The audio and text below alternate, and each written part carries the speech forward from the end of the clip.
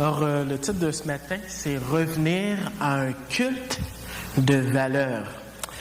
Et puis, ce matin, je vais vous poser une question.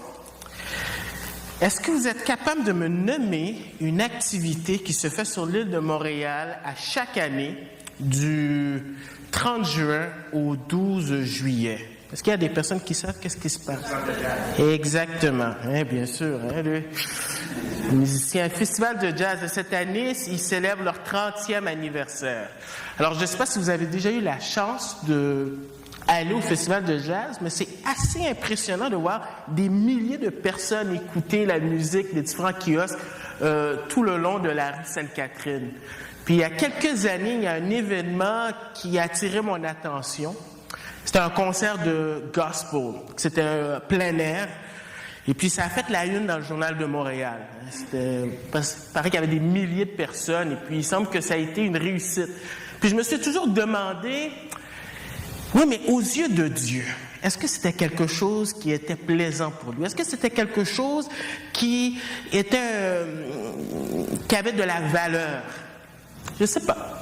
Une chose est certaine, le texte que Guy vient de nous lire nous présente le peuple d'Israël qui mettait sa confiance dans des rituels et qui croyait que qu'est-ce qu'il lui présentait était quelque chose de bien. Et le texte nous dit non. Au contraire, Dieu, par la bouche d'Ésaïe, nous appelle, nous invite à revenir, ou du moins le peuple, à revenir à un culte qui a de la valeur. Et pourquoi ce matin, un texte qui date de 3000 ans, on arrive à la fin de l'année, c'est quoi le lien? Bien, si on ne fait pas attention, on risque de tomber dans le même piège que les Israélites, c'est-à-dire de mettre notre foi dans des rituels en pensant que ce qu'on offre à Dieu est quelque chose de plaisant. Et à travers ce texte-là, c'est important pour nous de voir comment ne pas faire comme eux, et si c'est le cas, de revenir. Alors, à partir de ces 10 versets, on va avoir 3 points. Le premier point qu'on va voir, c'est un culte sans valeur, du verset 10 au verset 15. Du verset 16 au verset 17, on va parler d'une repentance qui a de la valeur, et du verset 18 au verset 20, une invitation qui a de la valeur. Alors avant de voir le premier point, un culte sans valeur, je vais juste vous remettre un peu dans le contexte. Les 5 premiers chapitres d'Ésaïe, c'est une introduction au livre. Hein, et le tableau qui nous est dressé, il est sombre. Hein, il semble que le peuple arrive à un point de non-retour. Hein, Dieu va exercer son jugement. Et à travers ces 5 premiers chapitres, on voit le caractère du peuple. Vous savez, je ne sais pas si vous vous souvenez du chapitre 6, quand Ésaïe voit la gloire de Dieu, il dit « Malheur à moi, parce que mes lèvres sont impures, mais aussi j'habite parmi un peuple dont les lèvres sont impures. » Et on voit dans ces 5 chapitres le caractère des personnes dans ce chapitre-là. Et dans les 5 premiers chapitres. Et dans le premier chapitre, Dieu exerce, si vous voulez, sa sentence, le jugement sur le peuple, à cause de la rébellion du peuple. Et au verset 9, il dit, si ce n'était pas de la grâce de Dieu, il serait anéanti comme Sodome et Gomorrhe. Et à partir du verset 10, il semble que Dieu répond à peut-être une objection que le peuple pourrait se demander. Dire, comment ces choses-là peuvent-ils nous arriver, nous qui faisons le culte correctement, nous qui servons Dieu? Et c'est la réponse de Dieu par rapport à ça, en fait, compte qu'il pratique un culte sans valeur. Et dans la Bible, on retrouve au moins 4 types d'adoration que Dieu n'aime pas. La première, c'est d'adorer une idole, ce qui n'est pas Dieu. Dans Romains 1, on parle de ça. Deuxième type d'adoration que Dieu n'aime pas, c'est d'adorer le vrai Dieu, mais on se donne une fausse représentation. Comme par exemple avec Moïse, à l'histoire d'Aaron, le veau d'or. Troisième type d'adoration que Dieu n'aime pas, c'est d'adorer le vrai Dieu sous la vraie forme, c'est-à-dire que ce n'est pas une fausse représentation, mais on le sert n'importe comment. Comme par exemple dans 2 Samuel 6, ils ont transporté l'arche de l'Éternel sur des veaux ou des bœufs au lieu que ce soit transporté par des Lévites. Et le 4e type d'adoration que Dieu n'aime pas, qui est peut-être le plus dangereux, le plus subtil, c'est d'adorer le vrai Dieu, une vraie représentation, correctement, mais ne pas avoir la bonne attitude de cœur. Et c'est exactement ce qu'on retrouve dans ces 5 versets de 10 à 15. Alors, qu'est-ce que Ésaïe dit? Alors, il commence en disant que c'est une nation sans valeur, au verset 10, et il va parler des chefs qui sont immoraux et le peuple qui est immoral. Il commence au verset 10, il dit « Écoutez la parole de l'Éternel ».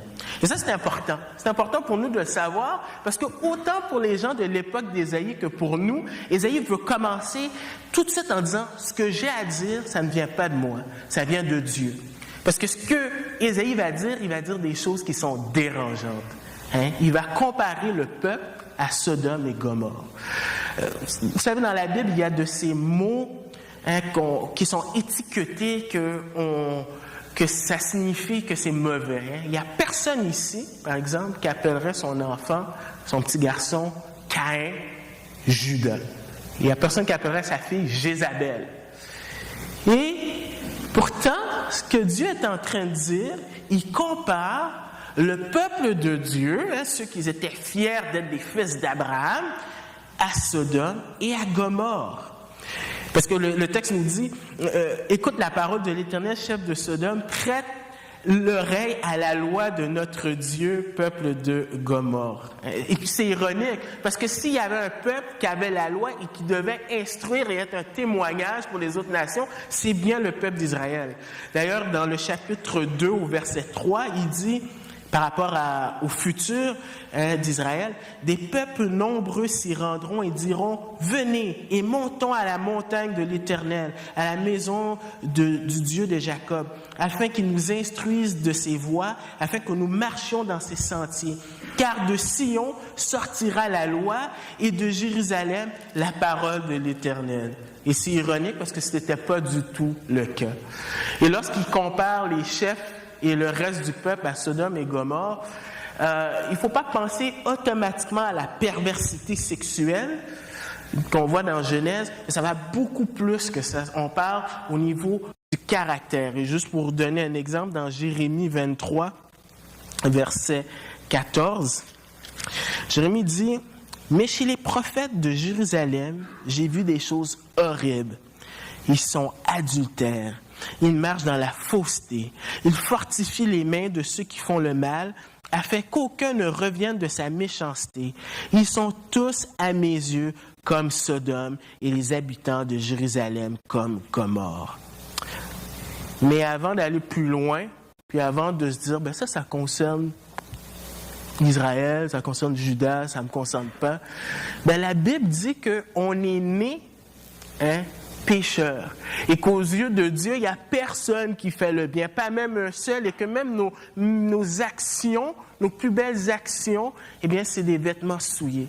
Alors, si ce matin, vous n'avez pas Jésus dans votre vie, votre situation est exactement comme le peuple d'Israël, même pire. On est mort physiquement, on est mort spirituellement aussi. Donc, ça, c'est la première chose que Ésaïe mentionne, c'est que c'est une nation sans valeur. Mais aussi, le peuple aussi, dans leur culte, font des sacrifices sans valeur, du verset 11 au verset 13. Et lorsqu'on parle de sacrifices, ici, on parle d'holocauste et la graisse, et des offrandes et l'encens. Au verset 11, il commence par une question rhétorique qui sous-entend un nom. « Qu'ai-je à faire de la multitude de vos sacrifices, dit l'Éternel. » Et en hébreu, le mot ici « dire », ça sous-entend quelque chose une action qui a été faite dans le passé et qui continue à être faite. C'est-à-dire que ce n'est pas la première fois que Dieu dit que ce n'est pas les sacrifices en soi que Dieu est intéressé. Par exemple, dans 1 Samuel 15, verset 22, c'est le contexte où est-ce que Samuel reprend Saül pour sa désobéissance. 1 Samuel 15, 22, il dit, Samuel dit, « L'Éternel trouve-t-il autant de plaisir dans les holocaustes et les sacrifices que dans l'obéissance à la voix de l'Éternel. Voici, l'obéissance vaut mieux que les sacrifices et la soumission vaut mieux que la graisse des béliers. » Donc, ce n'est pas la première fois dans la Bible que Dieu parle de cela. Et ici, on revient dans notre texte. Il continue, il dit, « Je suis rassasié des holocaustes de bélier et de la graisse des veaux. » Et dans la Bible, la graisse était souvent représentée dans les sacrifices comme la bonne part, qu'est-ce qu'il y a de meilleur. Il dit, je ne prends pas plaisir au sang des taureaux, des agneaux et des boucs. Et pourtant, Hébreu nous dit que sans effusion de sang, il ne peut pas avoir de pardon. Qu'est-ce qu'on voit ici?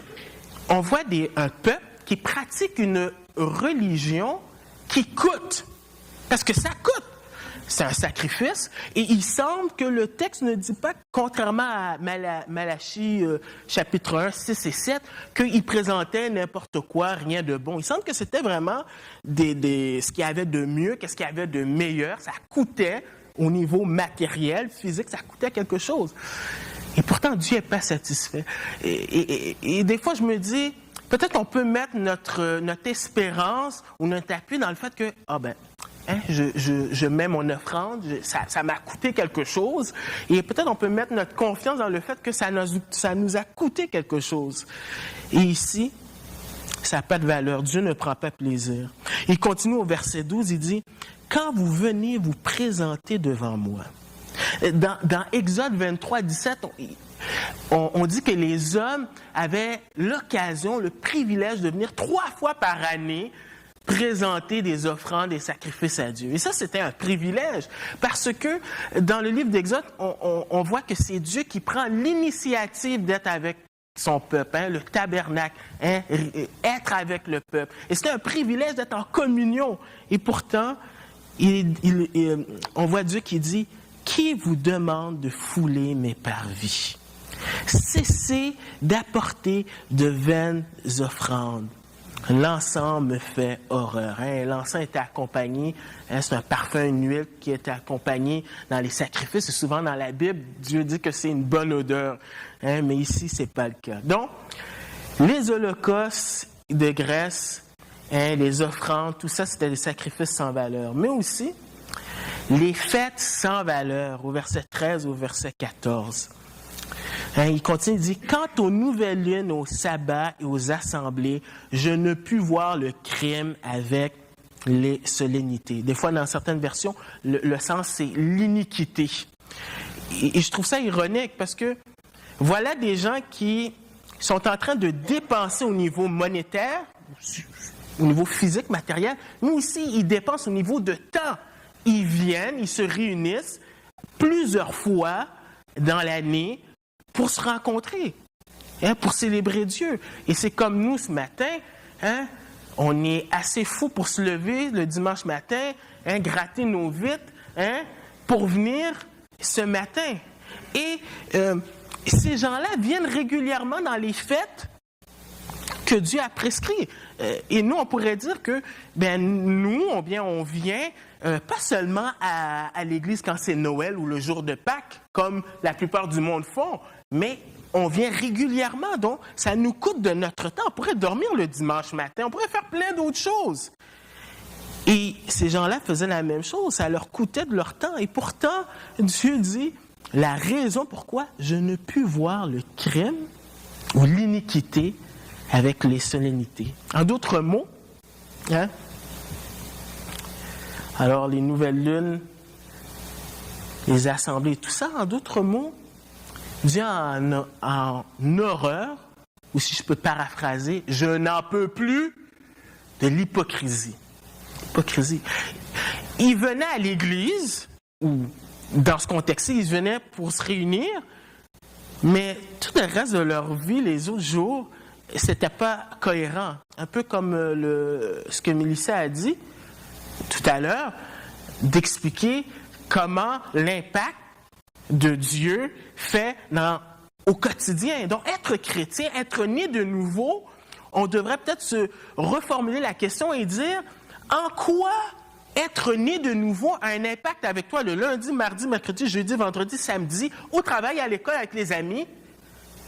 Il y a un impact. Vous savez, les annonces à la télé de les gens qui gagnent la loterie 649, là, on voit avant et après. Puis c'est tellement, le contraste est tellement évident qu'on voit qu'il y a eu un changement. Et ça devrait être la même chose avec nous.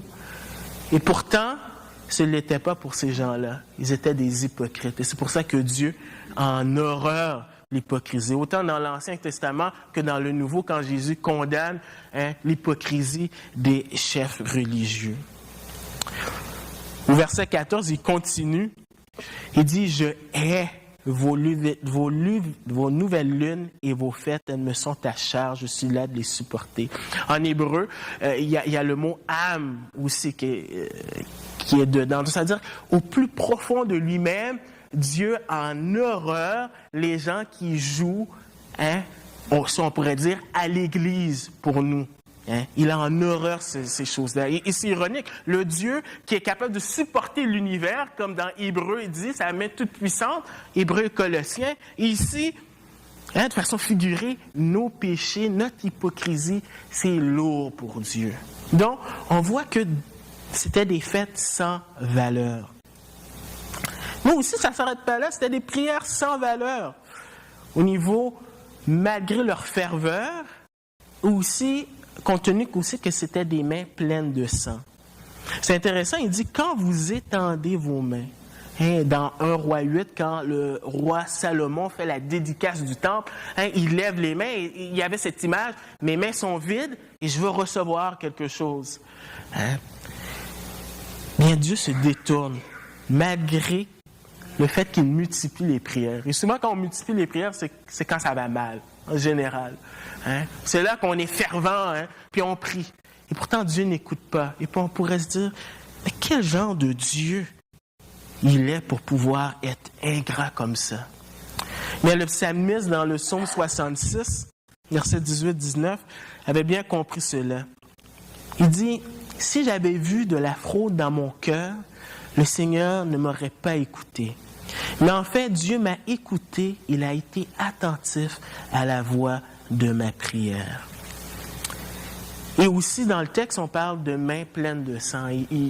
Ici, on parle vraiment, pas de façon littérale, mais vraiment dans le sens des péchés. Et Ésaïe va encore dans le même sens plus tard, dans Ésaïe 59, versets 2 et 3, lorsqu'il dit « Mais ce sont, juste avant verset 1, non, la main de l'Éternel n'est pas devenue trop courte pour sauver, ni son oreille trop dure pour entendre, mais ce sont vos fautes qui mettaient une séparation entre vous et votre Dieu. Ce sont vos péchés qui vous cachaient sa face, en l'empêchant et l'empêchait de vous écouter, car vos mains sont souillées de sang et vos doigts de faute, vos lèvres profèrent le mensonge, votre langue murmure des perversités. »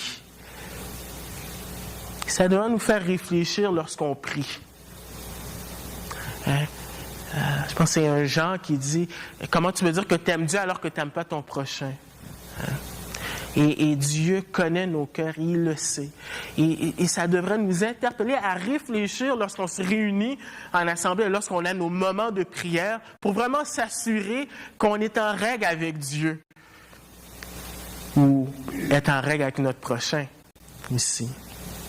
Donc, ça, c'est une raison pour laquelle le culte était sans valeur. Mais Dieu ne veut pas les humilier. Le but de Dieu, c'est pas de leur dire « Voilà ce que tu as fait, c'est pas correct. » Non, c'est pas correct. Il ne veut pas les humilier. Il veut les amener à prendre conscience de leur état pour revenir à un culte qui a de la valeur. Et ça se fait à travers la repentance, une repentance de valeur. Parce que dans la Bible, la repentance mène toujours à la restauration. Et c'est ce que Dieu veut faire. On le voit du verset 16 au verset 17.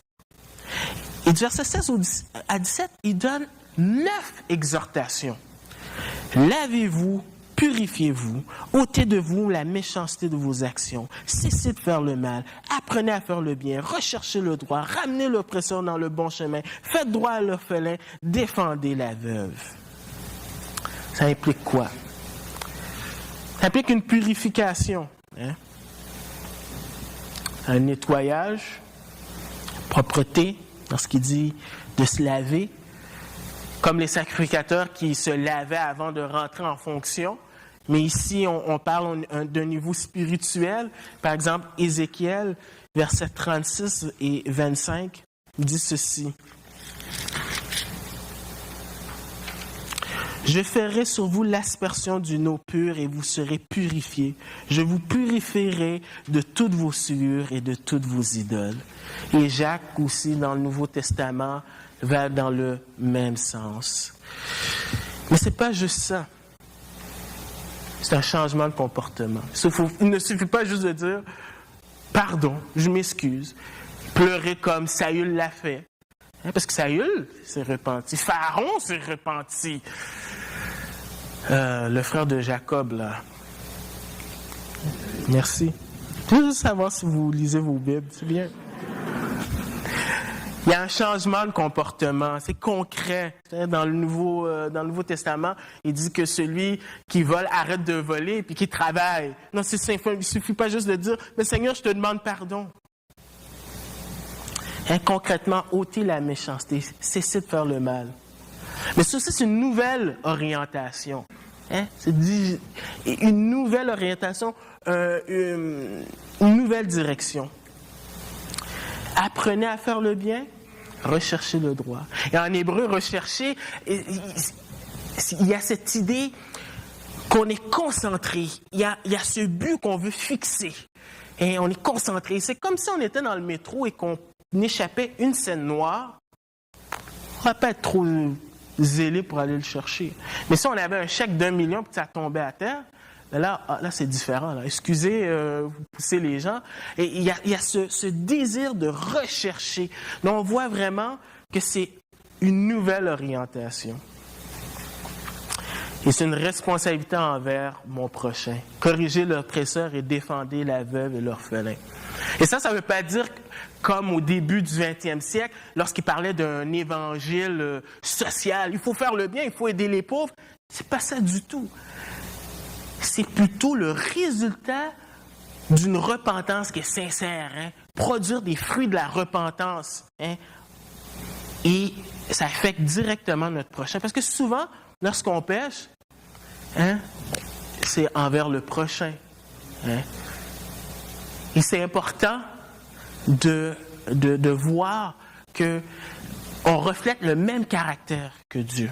C'est-à-dire, Dieu, pour lui, c'était important la veuve et l'orphelin. Et nous aussi, quand on est repentant, on a cette nouvelle orientation, on a les désirs de Dieu, on s'intéresse aux choses de Dieu. Et ça, c'est quelque chose de concret, c'est la responsabilité envers son prochain. Donc, on a vu un culte sans valeur, on voit une repentance de valeur, mais comment faire? Parce que on peut se dire, oui, je me repens et tout ça, mais c'est un acte surnaturel. Et c'est pour ça que c'est une invitation de valeur. C'est Dieu qui prend l'initiative. Il prend l'initiative en disant d'être pardonné. Au verset 18, il dit « Venez donc et plaidons, dit l'Éternel. » Et c'est un terme juridique. Un terme juridique. Mais qu'est-ce qu'il y a à débattre? Dieu étant le procureur ou le juge, montre les faits qu'ils sont pécheurs. Comme nous, on est pécheurs. Il n'y a pas à sortir de là, c'est clair. Mais on voit l'initiative de Dieu qui amène à vouloir se réconcilier, venir se réconcilier avec Dieu et être transformé. Venez et plaidons. Et ce n'est pas d'égal à égal avec Dieu, mais c'est au contraire de reconnaître notre situation. Et quand on reconnaît notre situation, là, Dieu travaille avec nous. Et qu'est-ce que Dieu fait? C'est qu'il fait cette transformation. Si vos péchés sont comme le cramoisi. Alors, le cramoisi, c'était une couleur rouge qui venait d'insectes, on sécrétait, et puis il y avait une substance rouge, et puis c'était collé. C'était rouge, et puis on pouvait mettre ça. Les Juifs utilisaient ça. Il dit, ils deviendront blancs comme la neige. S'ils sont rouges comme l'écarlate, encore le rouge, ils deviendront comme de la laine. Ce que Dieu fait, c'est pas une réforme. C'est pas d'idéaliser quelque chose. C'est une transformation. Pour ceux qui se souviennent, en tout cas de mon époque, là, Quand on faisait des travaux secondaires, on utilisait, en tout cas, c'était la marque, on appelait ça un liquid paper. Je ne sais pas comment on dit ça en français. Ouais, merci. Là, c'est beau, là. Au début, on faisait ça, puis là, c'était la petite tache blanche, puis ça paraissait beau, mais là, quand tu faisais plusieurs fautes, puis là, tu écris, puis là, tu essaies de remettre, ça devient laid. Et Dieu, qu'est-ce qu'il fait? C'est qu'il prend la feuille, la déchire, et il montre quelque chose de nouveau. C'est une transformation. Et c'est la même chose avec nous aussi. Ce que Dieu fait, c'est la nouvelle naissance, c'est une transformation, être transformé. Mais l'invitation aussi, c'est une invitation à l'obéissance, verset 19. Si vous décidez pour l'obéissance, vous mangerez les meilleures productions du pays. Prendre une décision et les conséquences de la bénédiction. Alors là, on se retrouve encore avec cette dualité qu'on retrouve dans toute la Bible, la souveraineté de Dieu et la responsabilité de l'homme.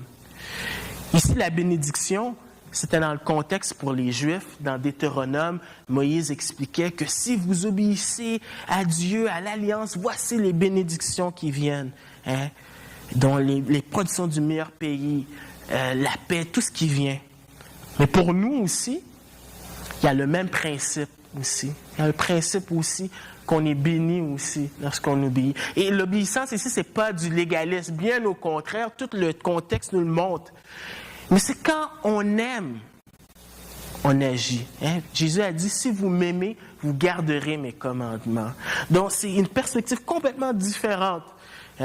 Donc, c'est une invitation à l'obéissance. Mais aussi, c'est une invitation à ne pas être rebelle. Donc, ça aussi, ça implique prendre une décision et les conséquences, la mort. Si vous décidez, mais si vous refusez, si vous êtes rebelle, vous serez dévoré par l'épée. Et pour les Juifs ici, c'était tout ce qui venait avec dans Deutéronome, les conséquences. Et c'est drôle, si vous lisez Deutéronome ou Lévitique et vous regardez les bénédictions et les malédictions, il y a beaucoup plus de malédictions.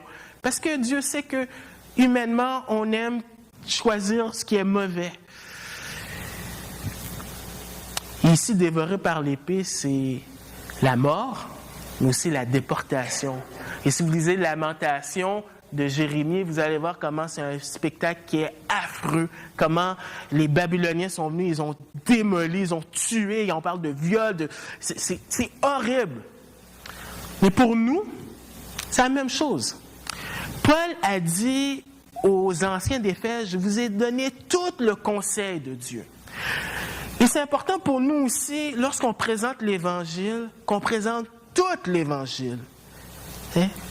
Celui qui a le Fils a la vie, celui qui n'a pas le Fils n'a pas la vie, mais la colère de Dieu demeure sur lui. Et ça, il faut dire tout le conseil. Parce qu'avant de dire une bonne nouvelle, il faut qu'on dise la vraie chose, c'est qu'on est dans le trouble. On est tous dans le même bateau, on est dans le trouble. Et si Dieu n'intervient pas, eh bien, on est séparés. L'enfer, la colère de Dieu. Les conséquences. Et c'est une invitation digne de confiance. Cela ne vient pas des hommes, et Dieu est fidèle dans ce qu'il dit. Parce qu'il termine, il dit, car la bouche de l'Éternel a parlé. Il termine comme il a commencé au verset 10 en disant, ce que je suis en train de dire, c'est Dieu qui parle. Et quand Dieu parle, c'est parce que c'est sérieux. Il faut prêter attention. Et qu'est-ce qu'il dit? Il est fidèle. Ce que sa bouche dit, sa main droite l'accomplira. Donc, il faut mettre notre foi que oui, Dieu est capable de nous transformer. Pas par nous-mêmes, mais parce que lui, il est fidèle. Lui est capable de le faire. Mais en revanche, aussi, si on ne veut pas écouter aussi, il arrive aux hommes de mourir une seule fois et après vient le jugement. Et ce n'est pas le purgatoire et ce n'est pas la réincarnation, mais c'est la séparation, la colère de Dieu. Et ça aussi, parce que Dieu le dit, c'est vrai aussi. Alors, la conclusion. On vient de voir que pour revenir à un culte de valeur, on a vu que il y avait les éléments d'un culte sans valeur, on avait une repentance qui a de la valeur, une invitation de valeur. Mais ce matin, en 2009, qu'est-ce qu'on ressort de ça? Comment nous, on peut s'assurer que durant l'année 2010, qu'on va offrir à Dieu un culte de valeur? Est-ce que c'est parce qu'on a des bonnes intentions?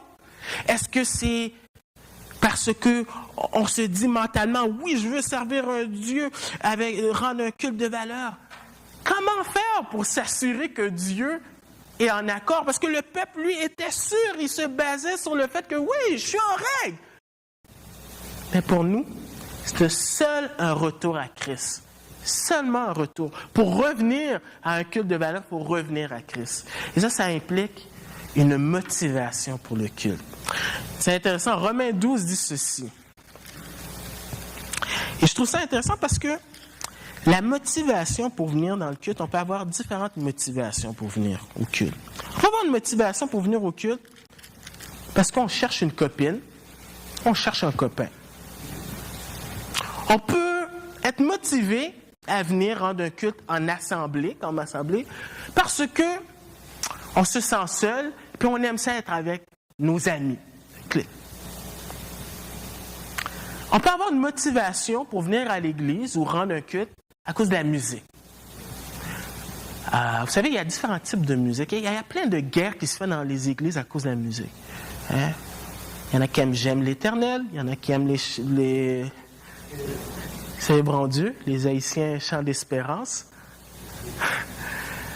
Et les guerres et tout ça. On peut venir à l'église parce qu'on est motivé, parce qu'on veut être stimulé intellectuellement. La curiosité. Ou on aime la personne qui prêche, on dit « Wow, il s'exprime tellement bien ». On peut venir parce qu'on offre de la nourriture. Il y a plein de raisons. Mais qu'est-ce que la Bible dit par rapport au culte? Il dit « Je vous exhorte donc, frères, par les compassions de Dieu, à offrir votre corps comme un sacrifice vivant, agréable à Dieu, qui sera de votre part un culte raisonnable. » La motivation, quand Paul écrit ça, c'est les compassions de Dieu. Et qu'est-ce que Dieu a fait de plus extraordinaire que d'envoyer son Fils pour nous? Lorsqu'on médite sur ça, on a une attitude complètement différente. On est reconnaissant et notre motivation est plus la même chose. On lit notre Bible plus parce qu'on doit le faire ou parce que notre conscience nous dérange ou on prie si on prie parce qu'il faut qu'on le fasse parce qu'on est des bons chrétiens. Ici, on doit témoigner, c'est parce que je dois le témoigner parce que si je ne le fais pas, je ne suis pas un bon chrétien. Toute la perspective est changée. Parce qu'on parle d'offrir vos corps. Et le corps, c'est tout. C'est l'être, c'est nous-mêmes, nos émotions, tout. Et comme notre corps, lorsque notre corps sort, on suit notre corps. Donc, tout partout, on offre un culte à Dieu. Donc, la motivation est complètement changée. C'est pas juste ça. Un retour à Christ, c'est ça qui nous permet d'avoir un sacrifice agréable pour le culte. Parce qu'à l'époque d'Ésaïe, Dieu n'était pas fâché contre les sacrifices en soi, mais c'était l'attitude qu'ils avaient. Mais même s'ils avaient la bonne attitude, et même si l'Épître aux Hébreux nous dit que sans effusion de sang, il ne peut pas avoir de pardon, la Bible aussi dit que dans Hébreux que les sacrifices ne peuvent pas nous permettre d'être en règle avec Dieu, parce que continuellement, il faut qu'on fasse des sacrifices. Mais lorsqu'on a la bonne attitude, par la foi, on anticipe à cette époque-là que quelqu'un allait prendre cette place-là. Et c'est progressé vers la révélation de Dieu. Et dans le livre d'Ésaïe, on nous parle de ce sacrifice déjà. Dans Ésaïe 53, versets 10 et 12, qui dit ceci.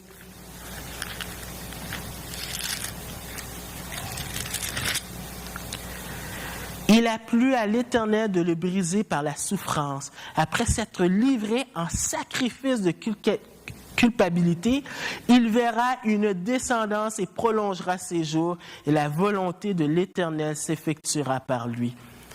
Après les tourments de son âme, il rassasiera ses regards par la connaissance qu'ils auront de lui.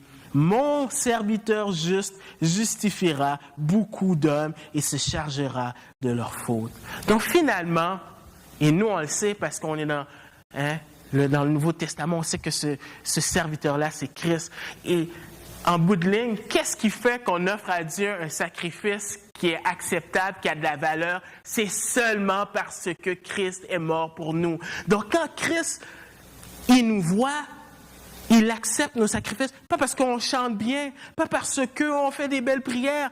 Tout ce que l'on fait, parce que Dieu nous voit à travers le sacrifice de Christ, c'est une bonne odeur pour lui, c'est acceptable. Et c'est pour ça que c'est important pour nous de retourner à Christ. Et finalement, c'est une transformation. Une transformation. Parce que, comme j'ai dit, venir au culte en soi, c'est pas ça le but. Lorsqu'on est transformé, toute notre attitude change et on voit le travail de Dieu. Romains, et je termine avec Romains 12, qui dit au verset 2, « Ne vous conformez pas au monde présent, mais soyez transformés par le renouvellement de l'intelligence, afin que vous discerniez quelle est la volonté de Dieu, ce qui est bon, agréable et parfait. » Et c'est cette transformation dont ça implique vraiment tout notre être. On est transformé. Et ça, c'est pour la gloire de Dieu. Donc, ma prière vraiment ce matin, c'est qu'on entame l'année 2010 vraiment en se rappelant vraiment et en s'assurant que lorsqu'on se réunit, surtout l'Église de l'île Jésus, en assemblée, en tant que corps, qu'on s'assure qu'on offre un culte qui a de la valeur pour Dieu. Bénisse.